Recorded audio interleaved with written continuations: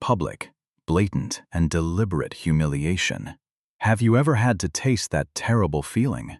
Imagine having to endure the full, cold contempt of a stranger right in front of a room full of silent witnesses. That person deliberately chooses the most crowded place to humiliate you. A cruel, psychological attack to make you feel so small that you want to disappear.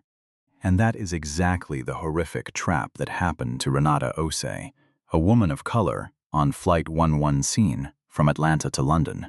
The situation began when an upper-class woman stepped into first class. Carrying an expensive Louis Vuitton bag, she swept her arrogant gaze, stopped at Renata's seat 1A, and delivered a bitter verdict. "You are absolutely not of the caliber to sit here." But the wealthy woman had no idea that she was wrong about everything. And this foolish mistake was about to cost her more than her entire fortune. Before we witness the shocking plot twist, the kind of story that will completely change how you think about power and human boundaries when there's nothing left to lose. Right now, let's go back in time to 7:41 a.m. that morning. Take a close look at the moment Renata Osei was walking barefoot through the security scanner at Atlanta International Airport.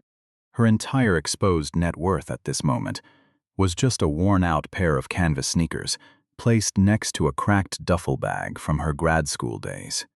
Anyone looking at her would think she was a poor nobody who got lucky with a seat upgrade. They were size 8 sneakers with a small tear on the left sole, patched together by a flimsy strip of clear packing tape. She had fixed it herself 3 weeks ago, sitting cross-legged alone on the marble floor of her expensive penthouse on Peachtree Battle Avenue. In the middle of the night, when the whole city was fast asleep, she smoothed out that strip of tape and thought about her mother. Those snobs in first class despised her torn shoes, but they had no idea. The owner of these taped-up shoes held the power to determine their entire fate. Her mother used to say, "The loudest thing in any room isn't the person who is yelling. It's the person who doesn't have to." Renata thought about that a lot, especially in rooms where people expected her to be louder. She was 43 years old. She stood 5'11" in flats. Her hair was cut short, natural, and she wore a faded dark blue hoodie zipped up to her collarbone, a pair of dark straight-leg jeans, and those taped-up sneakers. Around her wrist was a single thin bracelet made of brushed gold. No stones, no logos. The kind of piece that looks cheap until someone who knows jewelry takes a second look. She moved through the terminal the way water flows over rocks. Quietly, without conflict, finding the path of least resistance, not because she lacked strength, but because strength was something she stockpiled for things that truly mattered. She bought a medium iced coffee from a terminal cafe, $6.42 paid in cash, and she sat at the gate for 12 minutes to read a dog-eared paperback novel by James Baldwin that she had read 4 times. The pages were soft at the corners. She had underlined a sentence on page 203 in pencil so faded that you had to tilt the page toward the light to see it. Pay attention to the people who make you invisible. They are showing you who they are. Gate B22 reeked of jet fuel and the smell of Cinnabon from a kiosk 30 feet away. The morning sky all over Atlanta was turning from purple to yellow. Renata boarded early, in the first group, unannounced. She found seat 1A, window, left side, bulkhead, stowed her duffel bag in the overhead bin, sat down, and opened her novel. She had personally hand-picked the upholstery for this airplane 2.5 years ago. The dark charcoal leather, the bronze accent trim on the overhead bins, the way the ambient light shifted from cool white to warm amber upon reaching cruising altitude. She had sat in a design studio in Marietta, Georgia, with 3 fabric swatches fanned out in her hand, and chose the one that provided a sense of sanctuary. She chose not to think about that right now. She just wanted to read her book. The confrontation that was when the voice appeared. Absolutely not. Are you seriously telling me to stand here like I'm waiting for a bus? That voice was a weapon. High, resonant, calibrated to command every pair of eyes within 100-foot radius. It cut through the ambient murmur of the boarding cabin like glass dragging across tile. Renata didn't look up from her book. The owner of the voice was Sylvia Hartwell, 51, wife of Douglas Hartwell, senior managing partner of the Hartwell Meridian Group, a corporate law firm based in Midtown Atlanta with offices in 6 cities. Sylvia had stepped onto the plane the way generals had entered conquered territories for the past 20 years. She wore a bone-white Valentino blazer over wood-leg cream trousers, her auburn hair perfectly blown out, a cognac leather Birkin bag dangling from her elbow. Her nails were painted the color of dried blood. She had never, in her 20 years as a SkyBridge Airways Platinum member, been made to wait. "Ma'am," the male flight attendant at the door, a young man named Derek, was saying, his voice trembling slightly at the end. "Your boarding pass shows seat 2D. I always sit in 1A. Sylvia didn't raise her voice. She said it with the specific quiet fury of someone who considers repeating herself beneath her. "Always. I have sat in 1A on every transatlantic SkyBridge flight for the past 11 years. Whatever happened with the original booking is a problem for your people to fix, not mine. Ma'am, seat 1A has been assigned and the passenger has. Then move them." She glided into the cabin. She stopped. She looked at the woman in seat 1A. Renata Osei looked up from her book. Their eyes met for exactly 2 seconds. Renata's expression didn't change. She turned a page. Something shifted on Sylvia Hartwell's face. Very fast, a flicker. The micro-expression of someone who had just decided something. Not based on what she saw, but based on what she assumed. Derek. Sylvia turned her head without taking her eyes off the seat. "There's obviously been an error in your upgrade system," Derek said, followed her down the aisle. "Mrs. Hartwell, that seat was allocated by mistake." Sylvia's voice dropped to a stage whisper that the entire first-class cabin could hear perfectly. "I don't know how she got it, but clearly someone has made a very big mistake." She placed her Birkin bag on the armrest of seat 2D, didn't sit in it, just placed her bag there to claim the territory, and crossed her arms. "Fix it." Derek looked at Renata. Renata was reading. Her thumb moved slightly, smoothing down the corner of a page. She didn't raise her voice. She didn't look up again. Derek crouched down next to seat 1A. "Miss," he said, dropping his voice, full of apology. "I'm so sorry to bother you. We seem to have a conflict with the seating arrangement. The passenger standing over there has a certain—" "She didn't create a booking conflict," Renata said without looking up. "She just doesn't like where I'm sitting." Derek's face flushed. "She is a Platinum member, and she has a documented preference for a bulkhead seat. SkyBridge policy allows for accommodations when possible. Is my ticket valid for seat 1A? Yes, but then the policy has been satisfied." Renata flipped another page. Derek at Sylvia. He looked back at Renata. He was 26 years old, 6 months into the job, with $41,307 in student loan debt and a performance review coming up in 3 weeks. He made his decision the way scared people always do, by choosing the threat he could see over the threat he couldn't. "Miss," Derek said, now speaking to Renata in a different, firmer, more official tone, "I need to ask you to move to seat 4C. It's the same cabin, just further back. We are going to need seat 1A for Mrs. Hartwell." A brief silence. Renata looked up. She looked at Derek steadily. Then she looked at Sylvia, who was watching with the thin, satisfied expression of someone who had never once had to wonder if she would get what she wanted. "You understand that you are asking me to leave the seat that I paid for," Renata said. Not a question, just a statement. Quiet, precise, like a key sliding into a lock. "I understand that, and I sincerely apologize. I just wanted to make sure you understood that." She went back to her book. Sylvia let out a short, incredulous sound. It was somewhere between a laugh and a scoff. She took a step into the aisle space, close enough that her perfume, a heavy scent of bergamot and money, flooded the air around seat 1A. "Listen to me carefully," Sylvia said, low, controlled. The voice of a woman who had spent decades giving instructions to people who had no choice but to obey.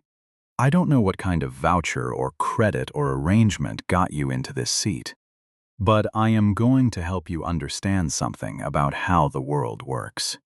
There are people who belong in certain spaces, and there are people who do not.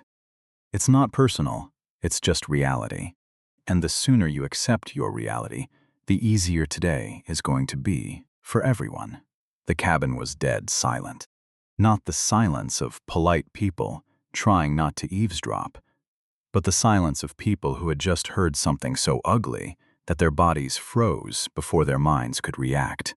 In seat 1C, a man in a charcoal suit named Warren Fitch, a financial advisor from Buckhead, stared at his iPad. He had heard every single word, his left hand pressed flat against the armrest, knuckles white. He didn't look up. In seat 2A, a woman named Patricia Laurent, a retired school principal traveling to visit her daughter in London, pressed her lips together until they disappeared. She had spent 31 years telling children that their voices mattered. She sat very still and said nothing. None of them moved. The shift Renata Osei closed her book. She placed it on the tray table, spine facing up, open to page 213. She pressed her fingertips flat against the cover, very gently. She looked at Sylvia Hartwell. When she spoke, her voice was the lowest it had been the entire time. "I want you to remember that I did not raise my voice," Renata said. "I want you to remember that I gave you several moments to stop. I want you to remember that the next few minutes are entirely your choice." Sylvia blinked. "Excuse me, Derek," Renata said, not looking at Derek, keeping her gaze fixed on Sylvia. "What is the name of the lead flight attendant on this flight?" Derek hesitated. That's Miss Gwen Holloway. Please go get her." There was something in the way she said it that stopped Derek in his tracks. There was no "please, I'm begging you" in it. There was a quality of absolute certainty, like someone pressing a button they knew for a fact would work. Derek went to get Gwen Holloway. Sylvia watched him go and turned back to Renata with an expression of pure disdain. "Do you think calling the purser is going to change anything? I have had lead flight attendants thrown off flights for lesser inconveniences than this." She picked up her Birkin bag from the armrest of 2D and moved it into the overhead bin, a deliberate gesture of permanence, as if she were settling in. "I'm going to be sitting in this seat in about 4 minutes. You might as well start packing up your things." Renata didn't pack up her things. She opened her book again, and here is the thing that should have told Sylvia Hartwell everything. This woman didn't look like she was trying to be calm. She looked like she simply was calm. The pages rustled. Outside the small oval window, a luggage cart rolled by in the early Atlanta sunrise. Gwen Holloway stepped through the curtain. She was 54 years old. 28 years with SkyBridge. Short silver hair, posture as straight as a flagpole, and eyes that had witnessed nearly every type of human behavior at 36,000 feet. She assessed the situation in less than 3 seconds. The woman standing in the aisle, arms crossed, expensive bag, the stubborn jawline characteristic of entitlement. The woman in seat 1A, reading a book, unbothered, completely at ease. Gwen had seen this scene before. She had, to her professional shame, participated in previous versions of this. It was one of the worst things she knew about herself. She looked at Derek, who was giving her a desperate, "Please save me" look. She looked at Sylvia, who immediately launched into a rapid controlled summary of how the seating system had ruined her experience personally and specifically. And then she looked at Renata Osei, who still hadn't looked up. Something in Gwen Holloway's chest went completely still. "Mrs. Hartwell," Gwen said, carefully. I understand you have a preference for this seat. It's not a preference. It is a standing arrangement. However, Gwen continued, the passenger in seat 1A is seated completely correctly, according to her ticket. I have no grounds to ask her to move. She paused. I apologize for the confusion, but I'm going to have to ask you to return to your assigned seat, which is 2D. The temperature in the cabin dropped 10 degrees. Sylvia turned to Gwen with the expression of a woman who had just heard a sentence that couldn't possibly be real. I'm sorry, Sylvia said very quietly. Did you just tell me no? Get your supervisor out here. The pleasantry was now completely gone. All that remained was the bare machinery underneath. Call the gate manager. Call the captain. I don't care who you call. But I am not sitting in 2D, and that woman is not staying in 1A, and if neither of those things happens in the next 60 seconds, I am calling Douglas, who will call your CEO, who will call whoever signed your contract, and by the time we land in London, you will not have a job anymore. Do you understand me? Gwen held her ground for another 4 seconds.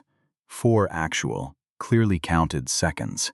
And then, because she was scared, because Douglas Hartwell's firm handled 3 separate subsidiary accounts for SkyBridge totaling about $7, $3 million annually, because that name carried weight, and she had felt that weight before, she made the choice that she would spend the rest of her career wishing she hadn't.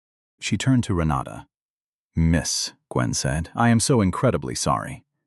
But given the current circumstances, would you be willing to accept a move to seat 5A? It's still in first class. It's not a bulkhead seat, Renata said. No, but and I chose this seat specifically. I understand that, and the only reason you're asking me instead of her is because you've decided that her discomfort matters more than my discomfort. No one breathed. I am asking you, Gwen said, so politely it was barely audible, as a professional courtesy, a silence so long it had weight. Renata Osei set her book down. She unbuckled her seatbelt. The click of the buckle echoed incredibly loud in the quiet space. She reached up and pulled her duffel bag down from the overhead bin in one fluid motion. I'll move, she said. Sylvia let out a breath, a loud, triumphant sigh.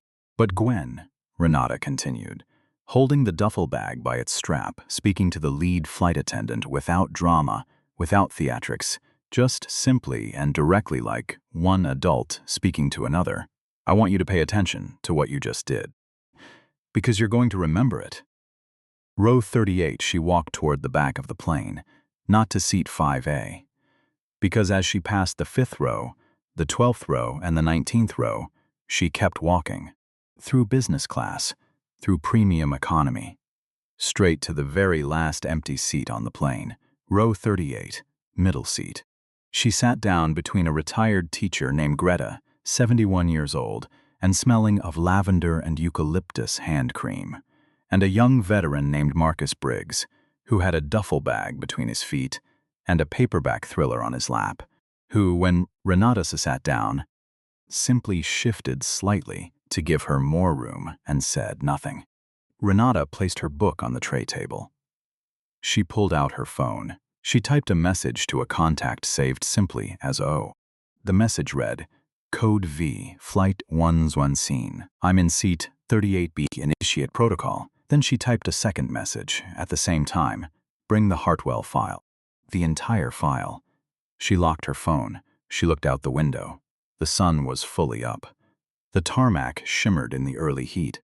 She thought of her mother, who had cleaned hotel rooms on Peachtree Street for 19 years, who had worn the same pair of black rubber-soled shoes every day for 3 years, because good shoes were a luxury, and a monthly bus pass was a necessity, who had ironed Renata's school uniform blazer every single morning without fail, standing by the ironing board at 6:15 a.m., in their 2-bedroom apartment in College Park, ensuring that her daughter walked into any room looking like she belonged there.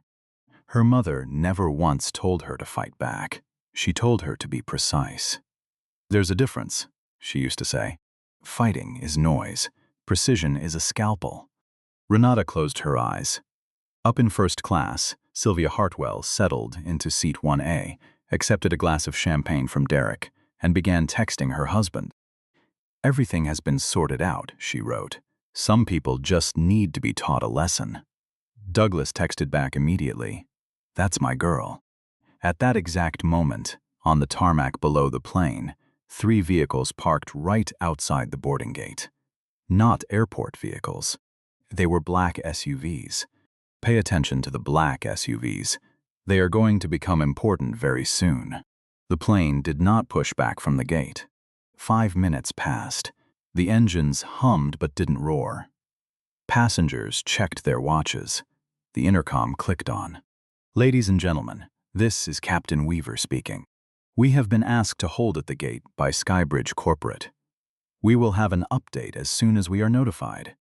Apologies for the delay." Sylvia frowned at her champagne glass. "What kind of airline grounds itself?" she said loudly to no one in particular. In row 38, Marcus Briggs had been watching Renata's face since she sat down. He had spent 4 years in the military and 2 deployments in places where reading people's expressions wasn't a social skill, but a survival skill. He could tell the difference between someone who was waiting and someone who was ready. The woman next to him was both. "You okay?" he said quietly. Renata glanced at him. Something in her expression shifted. Not exactly softening, but more like it was less armored for a brief moment, just for a second. "Thank you for asking," she said. "I'm fine. They made you move." "Yes," he nodded. He didn't say anything else. He just shifted a 1/10 of an inch closer to his window, giving her more space.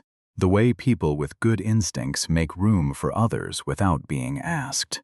Greta, on the other side of Renata, had pulled a small tin of butter cookies from her purse. She offered it to Renata without fanfare. No explanation, no pity. Renata looked at the tin. She took a cookie. She ate it. "Thank you," she said. "It's a long flight," Greta said simply. The revelation, and then the cabin door opened. Not a crack. All the way open.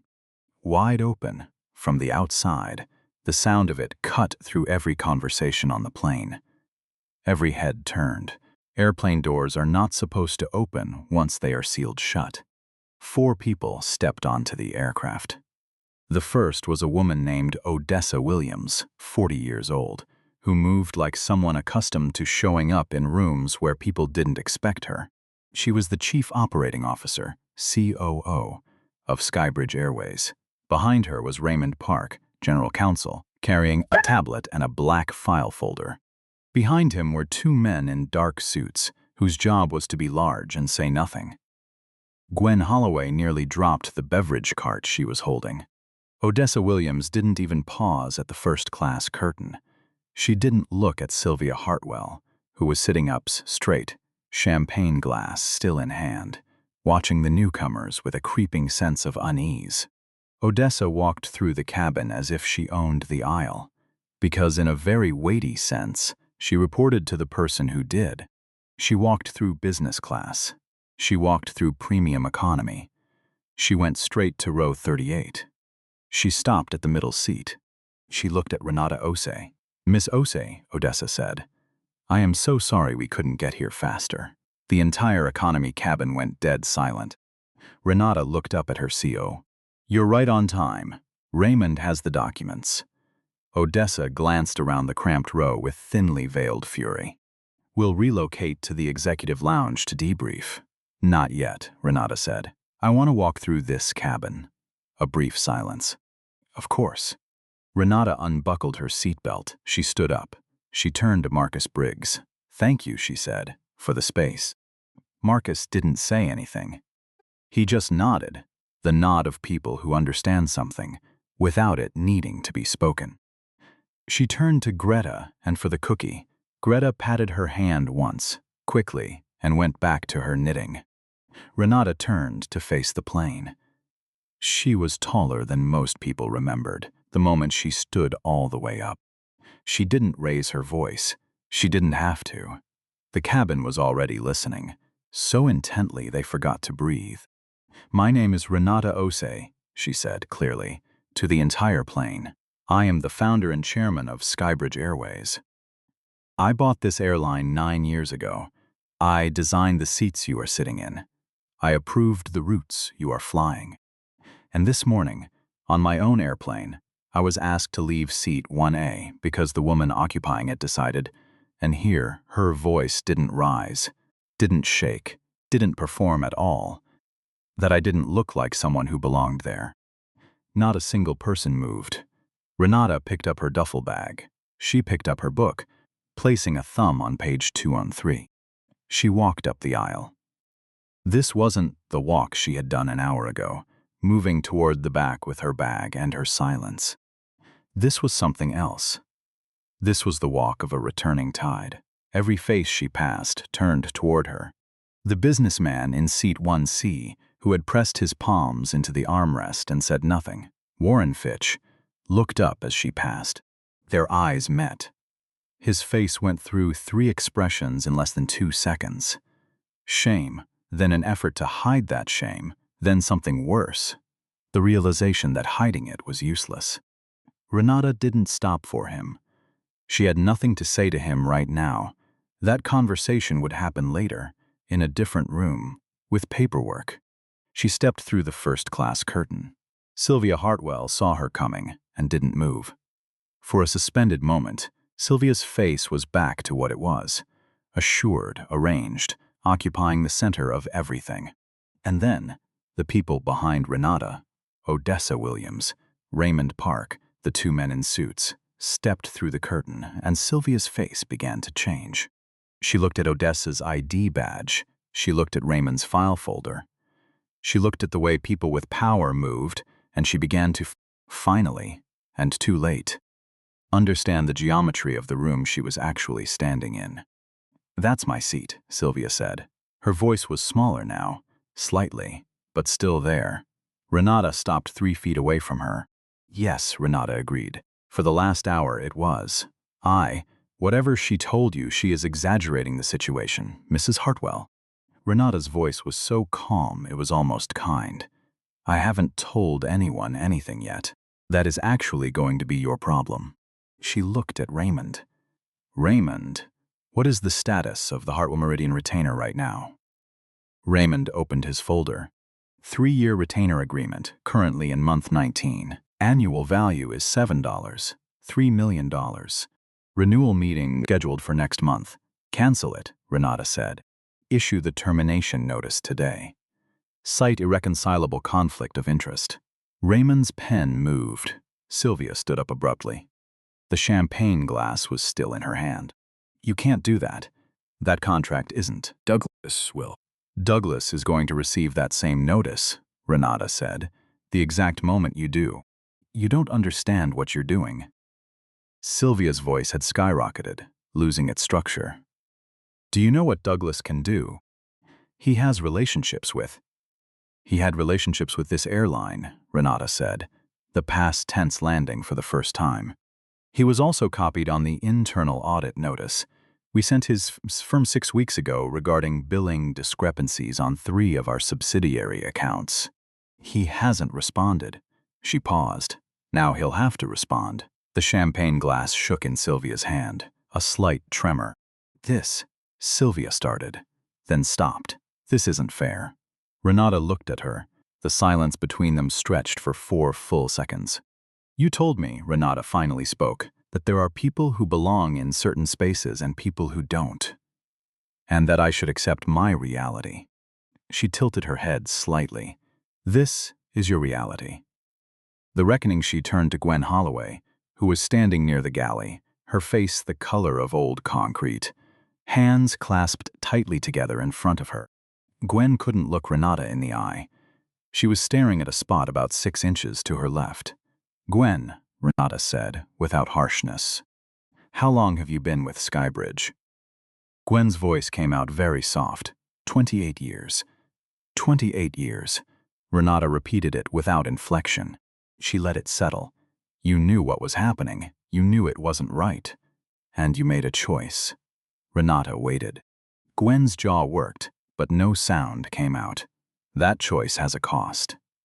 But I'm going to give you a chance to understand it before that cost is finalized. Report to the executive office at 9 o'clock tomorrow morning. Bring your incident reports for the last 5 years. Gwen nodded. The nod of someone who had just received less than they feared and more than they deserved. Derek, standing behind Gwen, nodded as well, even though no one had spoken to him. His face was that of someone who had just witnessed something that reshaped his understanding of consequences. Mrs. Hartwell, Odessa Williams said, stepping forward with the precision of someone who had rehearsed this. I need to ask you to gather your belongings. You will be escorted off the aircraft. Sylvia looked at Renata, then at Odessa, then toward the door. I have a flight to London. Not on a SkyBridge flight, Odessa said. I have dinner reservations at the Connaught Hotel. You have a holding room in Terminal B, Raymond said, not looking up from his tablet. Airport security is waiting. There have been roughly 4 complaints filed in the last 90 minutes regarding your behavior. They will need to discuss those with you. The last bit of Sylvia Hartwell's composure didn't shatter. It just drained away, like water receding from the shore before a wave crashes.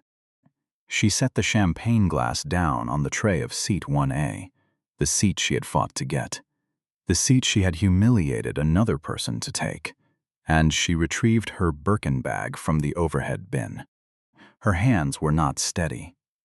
She walked off the plane without looking at anyone. Her heels clicked on the jet bridge. The sound faded and then disappeared entirely. The cabin breathed a sigh of relief. Renata looked at the remaining first-class passengers. Warren Fitch, the man in seat 1C who had said nothing, was staring down at his hands. Patricia Laurent, the retired principal in 2A, was looking at Renata with an expression that was 1 part admiration and 2 parts the personal, specific grief of someone realizing their own failure in real time. Renata looked at Patricia for just a moment, not accusingly, just looking, witnessing. Patricia's eyes welled with tears. Renata turned and walked back toward the rear of the plane. She passed Marcus Briggs in seat 38A. He looked up. She paused. Were you enlisted? She asked, glancing at his bag the specific way it was packed. 4 years, ma'am, he said. Army, just discharged 2 months ago. She reached into her jacket pocket. She pulled out a business card, small, unadorned, with just a phone number and an email address. Call that number this week, she said. We have 3 veteran hiring initiatives running at SkyBridge. I want you to talk to someone. Marcus took the card. He looked at it. He looked up at her. He didn't say anything, but something on his face shifted in a way that required no words. She turned to Greta, in seat 38C. The retired teacher was calmly finishing her cookie.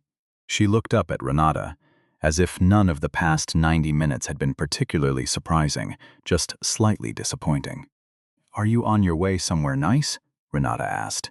My daughter, Greta said. London. She just had a baby. Congratulations. Renata said to Odessa over her shoulder. Can we move Mrs. Cooper, Greta said. Can we move Mrs. Cooper into seat 1A for this flight? Odessa nodded. Greta looked toward the front of the plane and then back at Renata. That is incredibly kind, she said, with the dignity of someone who doesn't make a fuss over receiving kindness. Though I was quite comfortable here, the bulkhead seat has more room for your knitting, Renata said. Greta smiled. Oh. In that case, then. The fall of the Hartwell's new flight crew arrived at the gate 16 minutes later. They were briefed professionally and thoroughly on every passenger by name, needs, and circumstances. They didn't perform warmth, they simply brought it. The flight took off at 9:53 a.m., 1 hour and 12 minutes behind schedule. Renata Osei didn't sit in first class.